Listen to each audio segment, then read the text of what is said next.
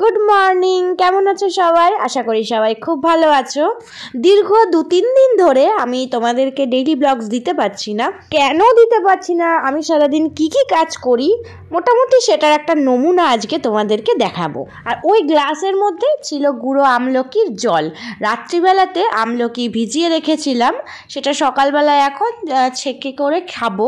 কিন্তু যেহেতু আমার খুব কাশি হচ্ছে সেহেতু আমি ঠান্ডা জল সকালবেলাতে খেতে পারছি না, তো সেই জন্য একটু গরম জল মিশিয়ে নিয়ে খাবো। এভাবে তোমরা প্রত্যেক দিন সকালবেলাতে আমলকি খেতে পারো, সারা বছর আমলকি স্টোর করেও রাখতে পারো এরকম প্রসেসে। দেখো আমি কিন্তু আমলকিগুলোকে একদম শুকিয়ে নিয়েছি, যদিও এটা কিন্তু আমলকির যে জুস বানিয়েছিলাম সেইটারই ডাস্টটা, মানে জুসটা তো পুরো একদম নিংড়ে নিয়েছিলাম, কিন্তু তারপরেও দেখো কতটা মানে বেরোচ্ছে, কালারটা দেখলেই বুঝতে পারবে। আমি একদম সামান্য পরিমাণেই দিয়েছিলাম, যে ওয়েস্ট ফেলে দেওয়া আমলকিও কিন্তু সারা বছর ধরে খাওয়া যায় এবং সমান উপকারিতা পাওয়া যায়। এর মধ্যে কিন্তু কোনো প্রিজারভেটিভ কোনো কিছু দেওয়া নেই, সম্পূর্ণই ন্যাচারাল ব্যাপার। সকালে উঠে প্রথম আমি যে জলটা খাই সেই জলটা অবশ্যই আমলকির জল খাই, বা এক একদিন চিরতা খাই, এক একদিন মেথি খাই, যেদিন যেমন আর কি ঘুরিয়ে ফিরিয়ে খাই। মানে সব সময় চেষ্টা করি যে এমটি স্টমাকে প্রথম যেটা পড়ছে সেটা একটুখানি গুড ফর হেলথ হোক, কিন্তু সব সময় যে 365 দিন সেটা হয় সেরকমটাও নয়। কখনো কখনো তো শরীরের কারণে বা অন্য মানে ঝুট ঝামেলার জন্য সেটাকে স্কিপ করে যেতেও হয়। তবে মোটামুটি এটা আমার বলা যায় আর কি রেগুলারেরই রুটিন, কিছু না কিছু সকালবেলা প্রথম ড্রিঙ্কটা হেলথ হবে। বলে তো দিলাম যে ছোট্ট তোমাদের একটা নমুনা দিচ্ছি যে সারাদিন কি কাজ করি, কিন্তু কাজের তো শেষ থাকে না, আর সব কিছু কাজও ক্যামেরাবন্দি করা যায় না। এই যেমন সকালবেলা উঠে ব্রাশ করা, গাছে জল দেওয়া, ফুল তোলা, বিছানা তোলা, ঘর ঝাড় দেওয়া, এই সব কিছুই তো আর সম্ভব নয় করার ক্যামেরাবন্দি, কারণ এইসব করতে গেলে অনেকটা সময় লাগে। ক্যামেরার পজিশন ঠিক করা, এটা সেটা করতে তখন কি হয় না, কাজ করতে অনেক বেশি দেরি হয়ে যায়। 11:30টায় আবার জয়ন্ত খেতে চলে আসবে, ওর হচ্ছে 6:15 ডিউটি, তো সেই জন্য একটুখানি তাড়াহুড়োও করি সকালবেলা। আর এছাড়া ও খাক বা না খাক, আমি চেষ্টা করি যে রান্নাঘরের কাজটা বা সম্পূর্ণ কাজ আমি একটু তাড়াতাড়ি উঠে করে আর বসি না, বা সকালবেলা খাওয়ারও সময় পাই না। চুলের অবস্থা দেখেছে, মানে মাথার চিরুন দেওয়ারও সময় পাই না। যতটা পারি কাজটাকে গুটিয়ে নিয়ে আসার চেষ্টা করি। তারপরে আমার নিজস্ব কিছু কাজ থাকে, তো রুটিনটা এখন মোটামুটি একই রকমই যাবে। জয়ন্ত ডিউটিও 6:15 থাকবে। অ্যাকচুয়ালি এটা আমার একটু ভালোও হয়েছে, কাজটা আমার একটু তাড়াতাড়ি হয়ে যাবে। তো আজকে আলু আর ফুলকপির একদম শুকনো করে একটা সবজি বানাবো, আর ডাল আছে কালকের, তো ওটার জন্য আর কোনো কিছু ঝোল বা কিছু করার দরকার নেই। ফুলকপি আলুটা একদম মাখা মাখা করে কষিয়ে করব।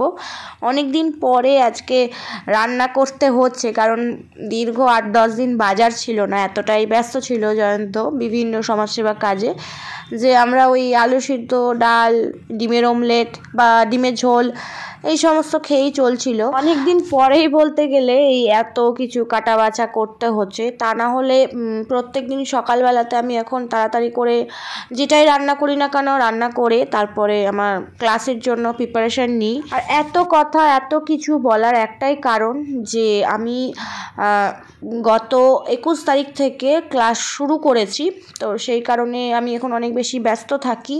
কারণ ক্লাস শুধু করলে হয় না, তার আগে এবং তার পরেও কিছু প্রিপারেশান থাকে, কিছু টাস্ক করার থাকে, বা একটুখানি বইটা খুলে উলটপালট করেও দেখার থাকে, বা সেটা নিয়ে চিন্তাভাবনা করারও বিষয় থাকে। তো সেখানে সমস্ত কাজ করে, মানে সংসারের কাজটা হচ্ছে কি বলবো, মানে প্রধান কাজ, আর এই যে পড়াশোনা বা এই সমস্ত আমার কাজগুলোকে এখন বর্তমানে এটা সেকেন্ডারি হয়ে গেছে, যদিও এটাই আমার প্রাইমারি কাজ হওয়া উচিত হিসাবে তাই বলে, কিন্তু সেটা সম্ভব হয় না, কারণ কাজ তো রান্না করতে হবে, খেতে হবে, ঘুমোতে হবে, জামাকাপড় পরতে হবে, তো সেইগুলোই এখন প্রায়োরিটি আগে পাচ্ছে। তো তবুও চেষ্টা করছি যে যাতে একটুখানি এই কাজগুলো একটু শর্ট লিস্ট করে বা একটু তাড়াতাড়ি করে অনেকটা সময় নিজের জন্যও বাঁচানোর, যে কারণে আমি এখন ফেসবুক, হোয়াটসঅ্যাপ বা বিভিন্ন নেটওয়ার্কের মাধ্যমগুলোতে অনেক কম থাকি। রাখি, কারণ আমার নেটটাকেও সংরক্ষণ করতে হয় ক্লাসের জন্য। আমি প্রথমেই যেটা করি, মোটামুটি কাজ চালানোর মতন কিছুটা সবজি বা সব কিছু জোগাড় করে নিয়ে তারপরে বসিয়ে দিই গ্যাস। তারপরে মানে রান্না হতে হতে বাকি রান্নার জোগাড়গুলোও সেরে ফেলতে থাকি। তো আজকেও সেরকম করলাম। প্রথমে দেখতে পেলে যে সমস্ত কিছু কাটা বাছা করে নিয়েছি। আর এই ধনেপাতা 3 আটি এনেছে 10 টাকা দিয়ে, কিন্তু এই ধনেপাতা তো এতটা আমাদের শুকিয়েই যাবে। সে কারণে ধনেপাতাগুলোকে ফ্রিজ আপ করার জন্য আমি ভালো করে কেটে নিয়ে বেছে ধুয়ে নিলাম। এবার একটু জলটা ঝরে নিক, তারপরে আমি ওটাকে কেটে নেব। এদিকে নিম বেগুন হবে, বেগুনগুলোকে কেটে নুন হলুদ চিনি দিয়ে মাখিয়ে রেখে দিয়েছি। আর সেই সঙ্গে কিন্তু ফুলকপিটাকে হলুদ আর নুনে ভিজিয়ে রেখে দিয়েছি, কারণ অনেক সময় ফুলকপি কি হয় না, ভেতরে পোকা টোকা থাকলে হলুদ নুন দিলে সেটা বেরিয়ে যায়। যদিও এটা একদম ফ্রেশ ফুলকপি, কালকে রাত্রিবেলাতেই এনেছে। ফুলকপি 2-1 দিন রাখলে পরে নষ্ট হয়ে যায়, সেই জন্য সাথে সাথে খেয়ে নেওয়াটাই ভালো। আর এই যে 2 রকম আলু কেটেছি একদম কুচি করে, এটা হচ্ছে নিম বেগুনের সাথে দেব। একটুখানি আলু দিলে টেস্টটা আরও বেশি হয়। আর বড় যে আলুগুলোকে কেটেছি সেগুলোকে আমি আগে দিয়ে নিচ্ছি। আলু সিদ্ধ হতে একটু সময় লাগে, সেজন্য আলু কড়াইতে আগে দেব। তারপর আলুগুলো হাফ ভাজা হয়ে গেলে তবে তার মধ্যে ওই ফুলকপিগুলো দিয়ে ভালো করে ভেজে নেব।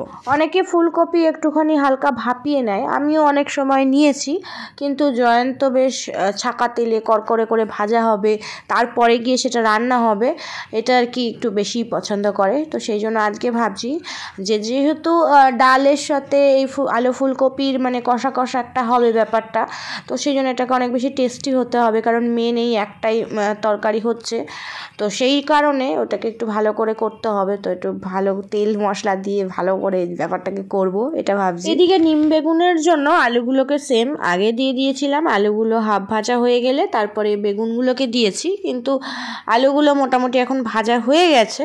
তো সেই জন্য আমি আলুগুলোকে আগে তুলে নেব, তারপরে বেগুনগুলোকে তুলবো। আর এই সমস্ত করতে করতেই অলরেডি আমার নিম পাতাগুলো ছাড়ানো হয়ে গেছে। নিম পাতাগুলো খুবই কচি নিম পাতা ছিল, মানে এবছরের প্রথম নিম পাতা খাচ্ছি, অনেক বেশি এক্সাইটেড। মানে যতটুকুনি দরকার রান্না বসতে দেওয়ার জন্য ততটুকুনি আমি আগে করি, বাকি রান্না হতে হতেই আমি টুকটাক সব কমপ্লিট করে রাখি।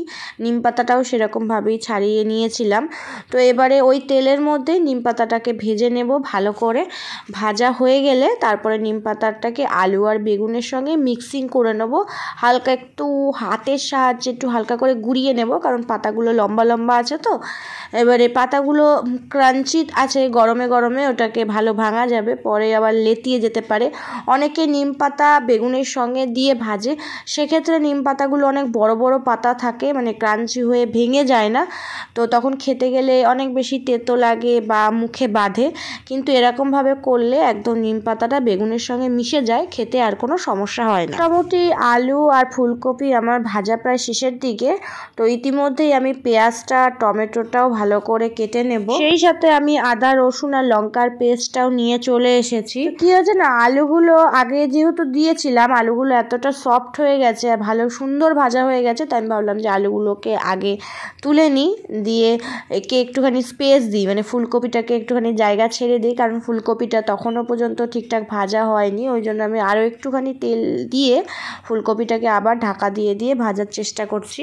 আর এখানে নিম পাতাটাও আমি মিশিয়ে নিচ্ছি এবারে। কিন্তু নিম পাতা মেশাতে গেলে একটা সমস্যা হয় যে হাতে লেগে যায়, মানে গুঁড়ো গুঁড়ো তো তেলের সাথে হাতে চিপকে যায়, কিন্তু তবু ঠিক আছে যেটুকুনি হলো। দেখো নিম পাতাটা হয়ে গেছে কমপ্লিট, আমি ওটাকে সরিয়ে রেখেছি। আর এদিকে পেঁয়াজ আর টমেটোটাকেও আমি বাটিতে তুলে নিচ্ছি, কারণ এইখানে আমি আবার পরিষ্কার করে নিচ্ছি। এর মধ্যে আমি কিন্তু ধনে পাতাটাকে কাটবো। তো ধনে পাতাটাকে জলটা ভালো মতন ঝরিয়ে নিয়ে তারপরে যতটা সম্ভব কুচো কুচো করে কাটলে ভালো হয়। 2 দিনের বেশি 3 দিন ধনে পাতা ফ্রিজে রাখলে কিন্তু শুকিয়ে যায়, সেই জন্য আমি আজকে তরতাজা থাকতে থাকতেই ব্যাপারটাকে আমি প্রিজার্ভ করার চেষ্টা করছি। যদিও অল্প একটু ধনে পাতা আমি আজকের মতন তুলে রাখছি, যেটা আমি ফুলকপির মধ্যে দেব। সব কাটাকুটি হয়ে গেছে, সমস্ত গুছিয়ে নিয়ে আমি বেসিনে রেখে দিয়েছি বাসনটা মেজে নেব বলে। আর এখানে কড়াইয়ের মধ্যে আবার তেল দিয়ে দিয়েছি, ফুলকপিটা অলরেডি তুলে নিয়েছি, তার মধ্যে শুকনো লঙ্কা, জিরে আর তেজপাতা দিয়ে নেব, একটা সুন্দর গন্ধ বেরোবে। তার মধ্যে কিন্তু আমি পেঁয়াজ কুচিগুলো দিয়ে একদম লো আঁচে করে ঢাকা দিয়ে রেখে দেবো। তারপরে চালটা এই যে ভিজিয়ে রেখেছিলাম অল্প জল দিয়ে, এবার এটা পুরো জল দিয়ে কিন্তু বসিয়ে দেবো। এদিকে ভাতটাও হতে থাকবে। ইতিমধ্যে কিন্তু মোটামুটি 11:30 মানে বাজতে চলেছে, 10:30 পার করে গেছে। পেঁয়াজের মধ্যে অল্প একটুখানি আমি নুন দিয়ে দিলাম যাতে একটুখানি পেঁয়াজটা সফট হয়ে যায়। তারপরে এই বাসনপত্র সমস্ত কিছু কিন্তু আমি মাজতে বসছি, কিন্তু মাঝে মাঝে এদিকটাও দেখতে হবে। আসলে যতক্ষণ ধরে কষবে সেই টাইমটাতে আমার কিন্তু বাসন মাজা হয়ে যাবে, আমার সময়টাও বেঁচে যাবে। তো সেই জন্য পেঁয়াজটা হালকা সফট হতে থাকুক, মাঝে মাঝে আমি ওটাতে নেড়ে দেবো যাতে কোনো লেগে না যায়, অসুবিধা না হয়। একটু টমেটোও দিয়ে দিলাম তার মধ্যে, এবার টমেটোর সঙ্গে ভালো মতন ওটা সিদ্ধ হতে থাকুক। তো এইভাবে দুটো কাজই একসঙ্গে করছি। বাসন মাজা মাঝে রান্না করাটা খুবই হ্যাপার, কারণ বারবার হাত ধুয়ে তারপর আবার নাড়তে হয় বা জিনিসপত্র দিতে হয়, কিন্তু তবুও শুধু শুধু দাঁড়িয়ে না থেকে এটা করে নিলে অনেকটা সময় আমার বেঁচে যাচ্ছে। আর এর ফলে আরও যেটা হয়, কষানোটা খুব সুন্দর হয়, অনেকক্ষণ ধরে হয়, যে কারণে কিন্তু খাবারের টেস্টও অনেক বেশি ভালো হয়। তো এই আদা বাটা, অনেকটা বেশি পরিমাণে কাঁচা লঙ্কা, তারপরে রসুন, এগুলো আমি ভালো করে দিয়ে নিচ্ছি। এই সমস্ত জিনিসগুলো মোটামুটি 15 থেকে 20 দিন পর্যন্ত খুবই ভালো থাকে। তবে আমি এগুলো ডিপ ফ্রিজে রাখি, কারণ নর্মাল ফ্রিজে রাখলে এটা একটু তাড়াতাড়ি নষ্ট হয়ে যেতে পারে, মানে মোটামুটি 10-12 দিনের বেশি আর রাখা যাবে না।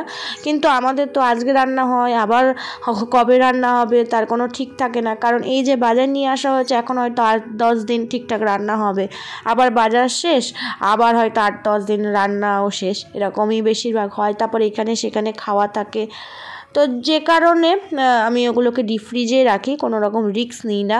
তো এই জন্য ডিপ ফ্রিজে রাখলে পরে বার করলে অনেকটা শক্ত হয়ে যায় ব্যাপারটা। তো সেইগুলো নর্মাল টেম্পারেচারে একটু বেশি আগেই বার করে রাখতে হয় যাতে মোটামুটি নেওয়া যায়। তো যাই হোক, তার মধ্যে আমি একটুখানি আদা গুঁড়ো, জিরে গুঁড়ো, ধনে গুঁড়োর সাথে কিন্তু শুকিয়ে রাখা নারকেল গুঁড়োও নিয়ে নিয়েছি, এতে গ্রেভিটা অনেক বেশি সুন্দর হয়। এই নারকেলের মানে রস চিপে আমরা দুধ বার করে সেটা থেকে কিন্তু আমরা চিংড়ি মাছের মালাইকারি করেছিলাম, বা যখনই করি নারকেল যখনই আনা হয় সেটা দুধ দিয়ে সেটা অন্য একটা কোনো আইটেম করে নেওয়া হয়। আর এই যে নারকেলের যে ছিবড়েটা থেকে যায় সেটাকে আমি আবারও শুকিয়ে প্রিজার্ভ করে রেখে দিই। এটার জন্য কোনো ফ্রিজে রাখার প্রয়োজন হয় না, এটা এমনি নর্মাল টেম্পারেচারেই রাখা যায়, কোনো অসুবিধা নেই। সেই যে সকালবেলায় 1 গ্লাস আমলকির জল খেয়েছিলাম, তারপরে যে এত কাজের চাপে আমি যে কিছু খাইনি সেটা আমি ভুলেই গেছি, আর মনে থাকলেও হয়তো খাওয়ার সময় হয় না। তো এই কাজ করতে করতেই এখন আমি খেয়ে নিচ্ছি। এখন মোটামুটি 11টা বাজে, বুঝতে পারছো কী অবস্থা হয়। তো যদি আমার ক্লাস না থাকতো তাহলে আমি হয়তো সকালবেলা টিফিন করে তারপরে রান্নায় নামতাম ধীরে সুস্থে, কিন্তু যেহেতু আমার ক্লাস আছে সেহেতু আমাকে এই টিফিনের কথা ভুলে যেতে হবে। কিছু স্যাক্রিফাইস তো করতেই হবে কিছু পেতে গেলে, কারণ এখন এই সকালবেলা ব্রেকফাস্ট করব, সেই টাইমে আমার আরও কিছু কাজ হয়ে যায়, যেমন ঘর পরিষ্কার করা, ঘর ঝাড় দেওয়া, ফুল তোলা, এই সমস্ত কাজগুলো আমি পরে পরে যেগুলো করি কিন্তু সেগুলো আগে করে নিই। এবং আমি এই যে 11:30টার সময় আমার যে রান্না হয়ে যাবে, জয়ন্ত খেতে বসে পড়বে, তার আগে আমি একদম রান্না করে নিয়ে স্নান করে তারপরে কিন্তু পুজোটাও দিয়ে নিই। তারপরে জয়ন্ত বেরিয়ে গেলে তারপরে আমি বসে খাই, ব্যাস খাওয়া হয়ে গেলে সাথে সাথে কিন্তু আমি আমার কাজ নিয়ে বসে পড়ি। ধনে পাতাগুলো যে ছাদে দিয়ে এসেছিলাম সেগুলো 4-5 দিন শুকাবে। আর এই দেখো আগের করে রাখা ধনে পাতাগুলো তোমাদেরকে দেখিয়ে দিলাম। তো কি হয় না, কাজের ফাঁকে ফাঁকে এই সমস্ত এক্সট্রা কাজগুলোও থাকে। আর এই যে আমার রান্না মোটামুটি কমপ্লিট, এবারে ধনে পাতাটা ছড়িয়ে দেবো। দেখো লুকসটা কত সুন্দর লাগছে। এবারে ঝট করে আমি স্নানটা করে পুজো দিয়ে নেব, তারপরে খাবার কিন্তু রেডি করে দেবো। দেখ মোটামুটি 11:30টা বাজার 2 মিনিট আগেই আমি সমস্ত কিছু রেডি করে রেখে দিই। আর জয়ন্ত আসে 11:33-এ, তো তার 5 মিনিট আগে সব কিছু ওর জন্য রেডিই থাকে যাতে ও এসে বসে পড়তে পারে। আমার এই ছোট্ট নমুনা এই পর্যন্তই। দেখা হচ্ছে আবার পরের ভিডিওতে। ততক্ষণ পর্যন্ত সবাই ভালো থেকো, সুস্থ থেকো, আর খাবারটা কেমন লাগলো অবশ্যই কিন্তু কমেন্ট করে জানিও। Bye bye.